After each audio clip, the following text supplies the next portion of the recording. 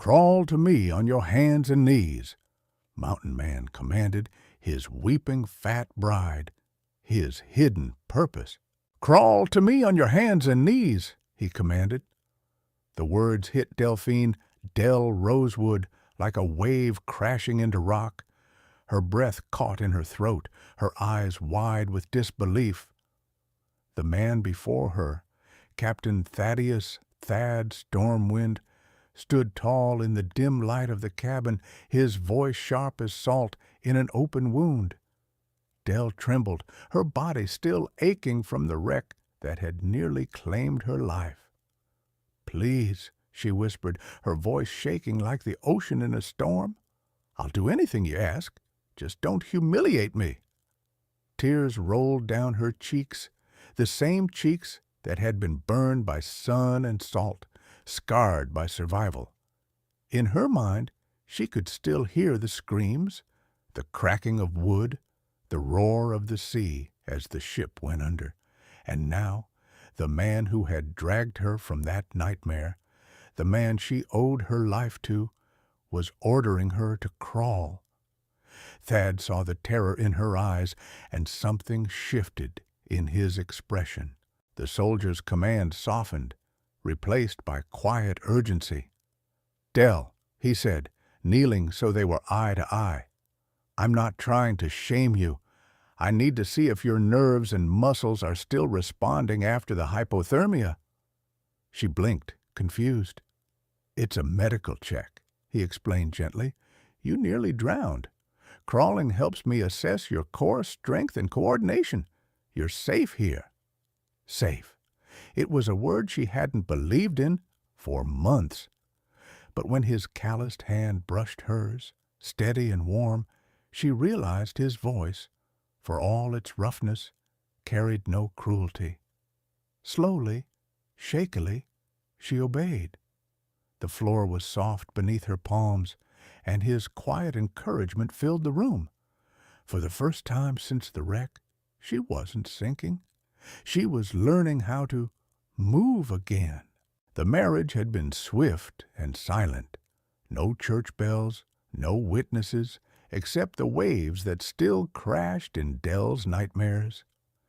When Captain Thaddeus Stormwind carried her off the shore, half conscious and covered in bruises, he thought she wouldn't survive the night.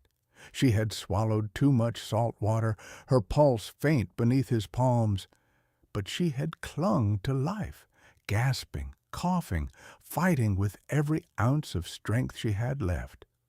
That was when he knew this woman was made of something rare. Weeks later, when her family realized they could never repay the man who had saved them, they offered him the only thing they had left, their eldest daughter. "It's not charity," Thad had said, standing before her father, rain dripping from his coat. "It's a debt no one needs to pay." But the old man had insisted. "You saved us all, Captain. Take Del. She'll serve you well."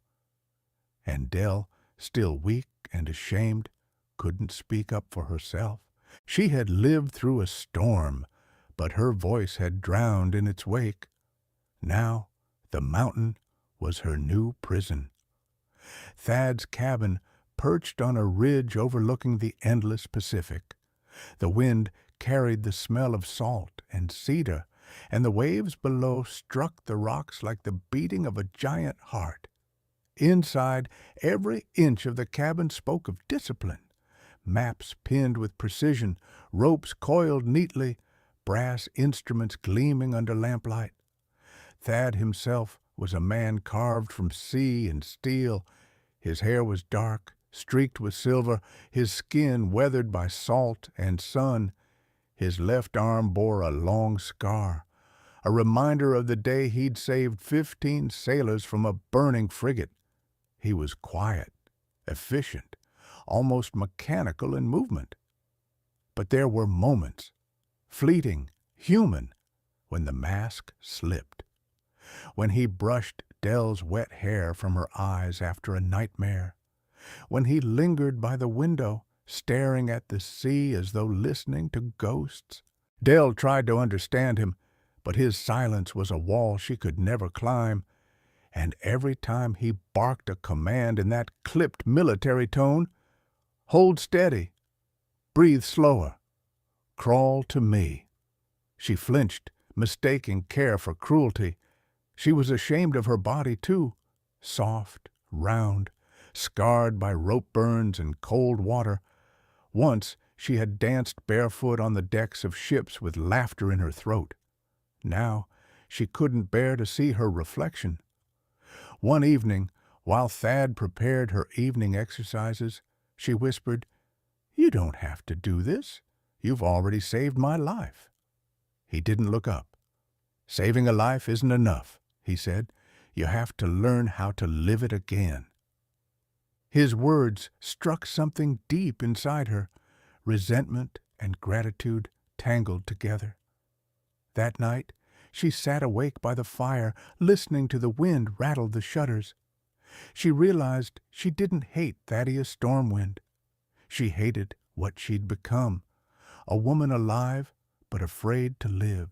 And when he entered quietly with a blanket, draping it over her shoulders without a word, she understood something she hadn't before. This man wasn't her captor. He was another survivor, someone still learning how to breathe above the waves. Morning came gray and heavy with sea fog. The air carried the brine of the distant ocean, and gulls cried somewhere beyond the cliffs. Dell woke to the sound of metal clinking. Thad was already at work in the main room, setting up the wooden rails and padded mats he'd built himself. "Today we begin," he said simply. Dell stared at the contraption. Ropes, pulleys, weights. It looked more like a torture device than therapy equipment. "Begin what?" she asked warily. He straightened, his broad shoulders framed by the window's pale light. "Reclaiming your balance." She tried to argue, but Thad didn't respond to excuses. His calmness was unnerving, like the sea before a storm. "Stand," he ordered softly. "Use the wall if you need to." Her legs shook as she obeyed. Every muscle in her body screamed from weakness.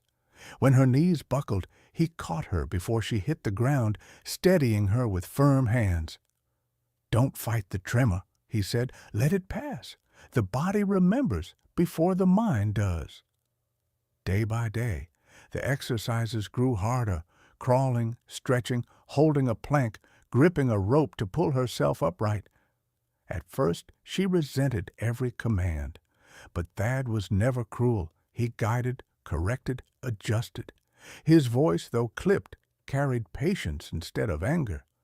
Once, when she fell and burst into tears, he crouched beside her. "You survived drowning," he said quietly. "Don't let standing defeat you." The words, spoken without pity, burned their way into her heart.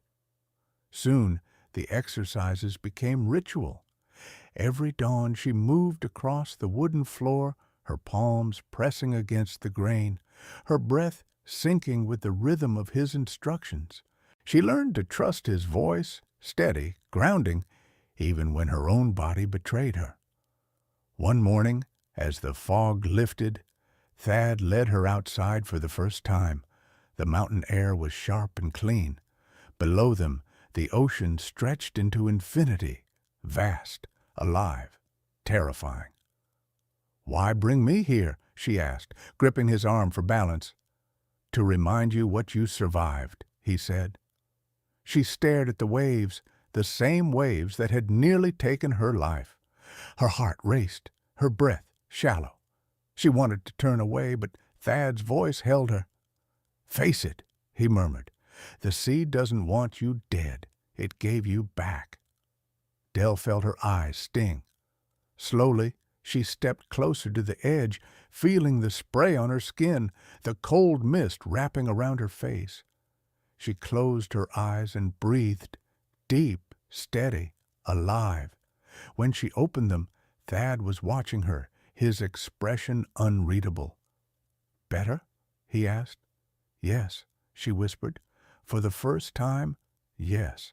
They returned to the cabin in silence, but the silence felt different now, no longer heavy, but full of unspoken understanding. As days passed, she began to help him with small tasks, carrying water, sorting supplies, repairing fishing nets he used for rescue drills. He showed her how to tie knots, explaining each one like a lesson in patience and control. "A knot isn't just rope," he said. "It's trust. Once tied right, it won't betray you."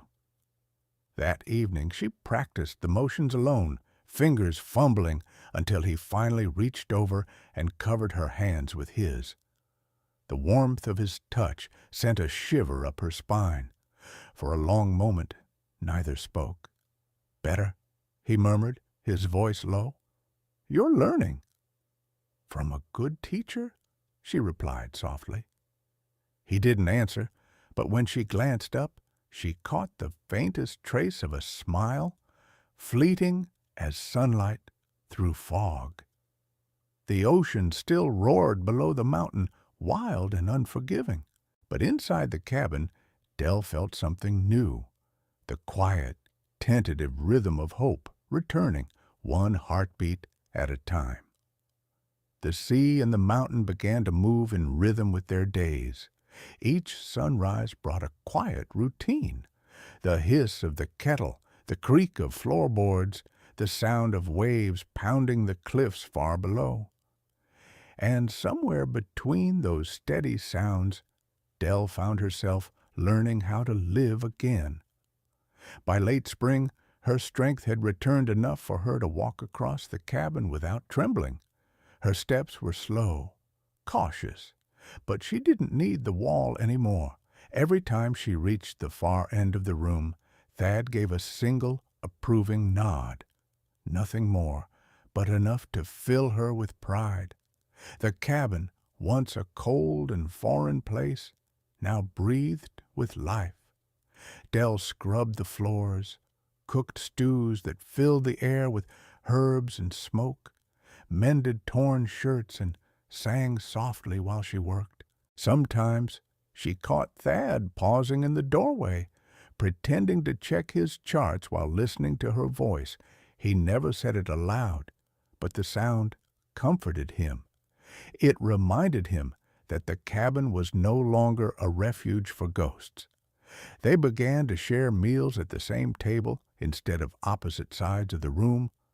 At first, conversation was scarce. The weather, supplies, the tide.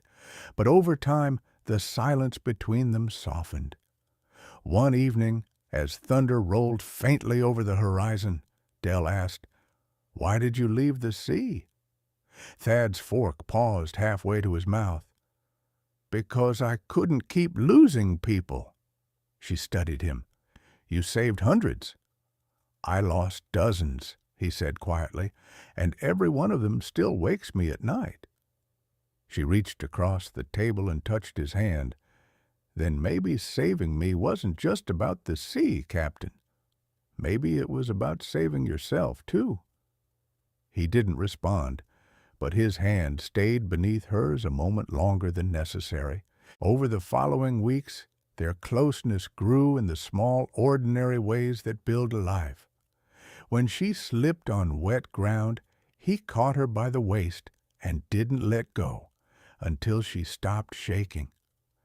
When he burned his hand repairing a stove valve, she scolded him like a stubborn child and wrapped the wound herself. "You're worse than the sea," she said one night, tightening the bandage, "always testing who's stronger." He smirked faintly. "And what's your verdict?" "That I'm still afloat." They both laughed, an unfamiliar, beautiful sound that filled the cabin like sunlight after storm clouds. Each evening, Thad trained her in the physical discipline he'd once taught his sailors: push-ups, stretches, breath control. "Strength isn't built in comfort," he reminded her. "It's built in pain and patience." She hated him for it some days, cursed him under her breath as sweat ran down her back, But when she finally collapsed onto the mat, he was there, lifting her gently, his voice low. "That's enough for today. You did well." Sometimes, when he thought she wasn't looking, she caught him watching her with a strange mix of awe and grief, as if she reminded him of something he'd lost long ago. Then came the night she stood by the window after a long day of drills, watching lightning flash over the distant ocean. The sight still made her heart race, but instead of fear, she felt a quiet pull, the call of the sea she thought she'd forever hate. Thad joined her without speaking. The two of them stood side by side, the air heavy with rain and memory. "You ever miss it?" she asked. "Every day," he said softly. "But I've learned that not everything worth saving is out there." She turned to him, her voice barely a whisper. "Then what's worth saving here?" His answer was wordless. The way his gaze met hers, steady and unguarded, the way his hand brushed hers just once before pulling back, as if afraid of the truth that lingered between them. And in that fragile silence, Dell realized something she'd never felt since the wreck.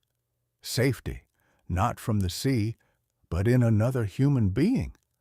The man who'd once commanded her to crawl was now teaching her how to stand, and perhaps how to love again.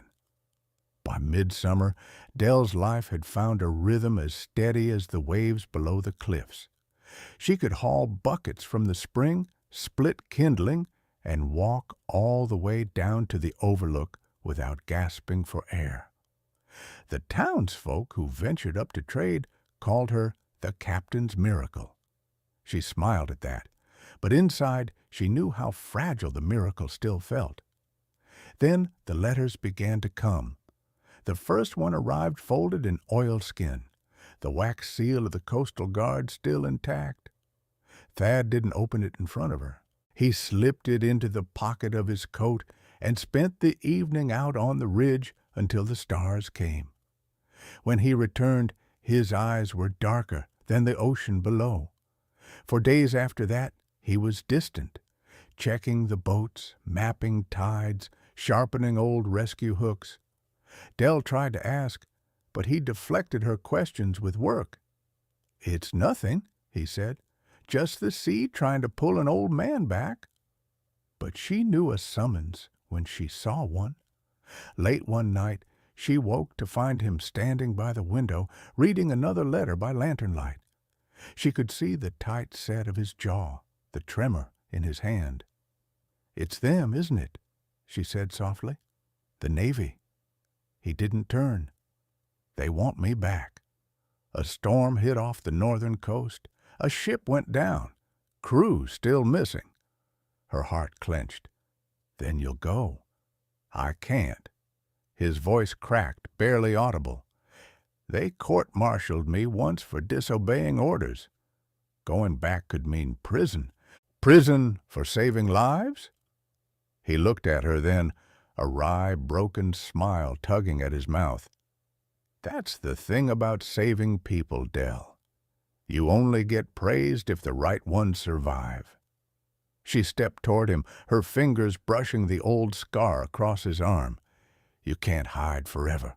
If you don't face them, they'll destroy what we've built here." He met her gaze, and for a moment she saw not the unshakable captain, but a man exhausted by guilt. "If I go," he said quietly, "I might not come back." Dell's breath caught. "And if you stay?" "Then someone else dies out there because of me." The next morning, he was gone. He left only a note on the table. "The sea doesn't wait. Take care of the cabin until I return." The days that followed were a blur of wind and waiting.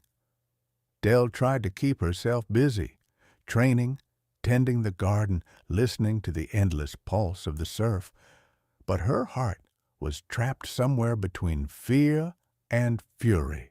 She had spent months learning to stand again, only for him to vanish without a word of goodbye.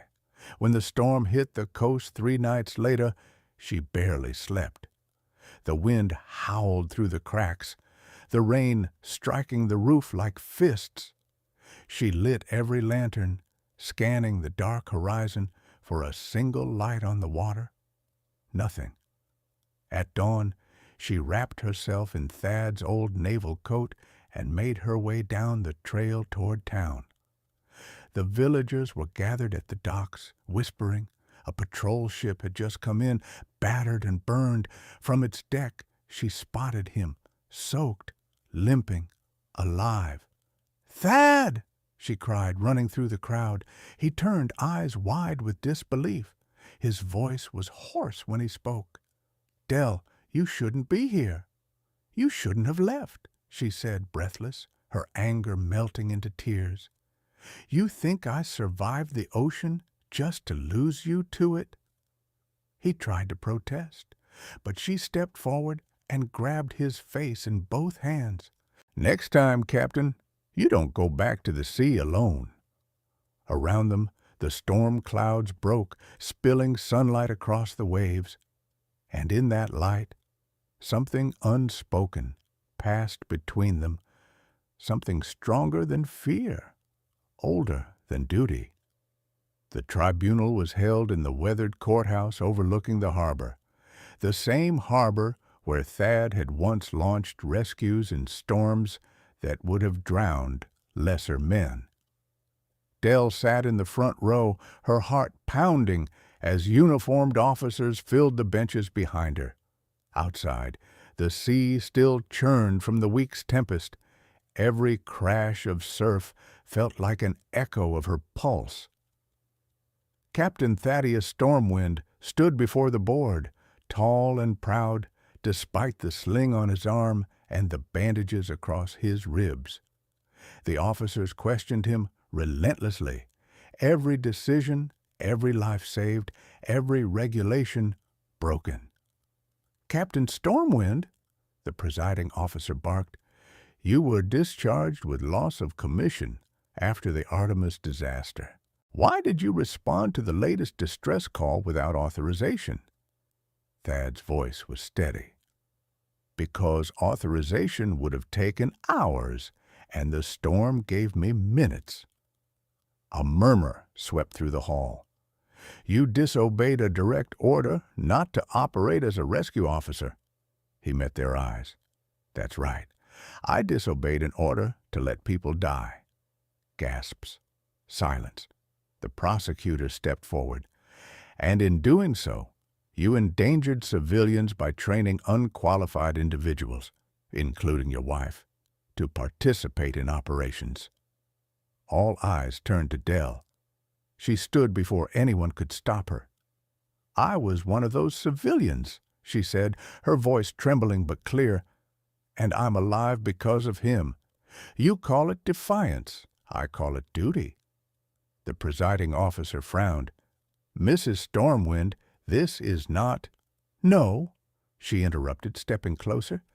"You don't understand what it means to drown, to hear the world fade while a stranger dives into death to pull you out. You can't write laws strong enough to command that kind of courage." She turned to Thad, her eyes fierce through tears. "He didn't break the rules. He became the reason rules exist, to protect life." For a long moment, no one spoke.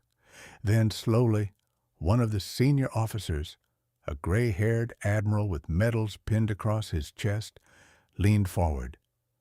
"Captain Stormwind," he said quietly, "what was the outcome of your unsanctioned mission?" Thad straightened. 34 souls rescued, none lost." The admiral nodded once. "Then the sea has already judged you, and it seems she found you innocent." The gavel struck wood. "Case dismissed." Relief flooded through the room, but Thad barely heard it. His eyes were on Dell, the woman who had once crawled toward him, terrified, now standing tall enough to silence a room full of admirals. When they stepped outside, sunlight broke through the clouds, scattering gold over the harbor. Thad turned to her, voice rough. "You shouldn't have risked this." She smiled through tears. "You taught me to fight for what's worth saving." He reached for her hand, fingers interlacing with hers. "And you taught me what that truly means." The sea roared behind them, no longer a threat, but a witness. The months after the tribunal passed quietly, as if the ocean itself had chosen to rest. The coastal range cabin stood stronger than ever, rebuilt with wider porches and new beams carved from cedar. Below, the sea glittered like polished glass under the afternoon sun. Thad and Dell had turned the cabin into a training post for young rescuers, men and women from nearby villages who came to learn the art of survival and the discipline of the sea. The mountain echoed with the sound of ropes tightening, the splash of practice dives, and the laughter of those who had once been afraid of water. Dell now wore her own rescue insignia, a token Thad had forged himself, shaped from a piece of metal salvaged from the wreck that had once nearly killed her. She wore it over her heart every day. Sometimes, at dusk, they walked together to the cliff's edge. The wind would tug at her hair, and she'd feel his hand steady at her back. "Do you ever miss it?" she asked once. "The sea?" He smiled faintly. "Every heartbeat. But I don't belong to it any more." She turned toward him, the salt wind glinting in her eyes. "Then where do you belong?" He touched her cheek gently. "Here, with you, with every soul that learns how to breathe again." As the sun sank into the horizon, waves rolled in steady and calm. For the first time, Dell didn't hear the sea as a threat. She heard it as a song. The command that once terrified her, "Crawl to me on your hands and knees," had become a promise fulfilled, that every fall, every struggle, every surrender had led her here, standing tall beside the man who had taught her how to rise. Every story of survival is also a story of love, not the easy kind, but the kind that pulls you from the wreckage and teaches you how to breathe again. Wherever you're listening from, maybe near the sea, maybe in the middle of a quiet city night, tell me, where in the world are you hearing this story? Because stories like Thad and Dell's remind us that healing doesn't always begin with standing tall. Sometimes it begins with crawling toward hope, toward trust, toward someone who refuses to let you drown. If you still believe in second chances, stay. The next story is for you.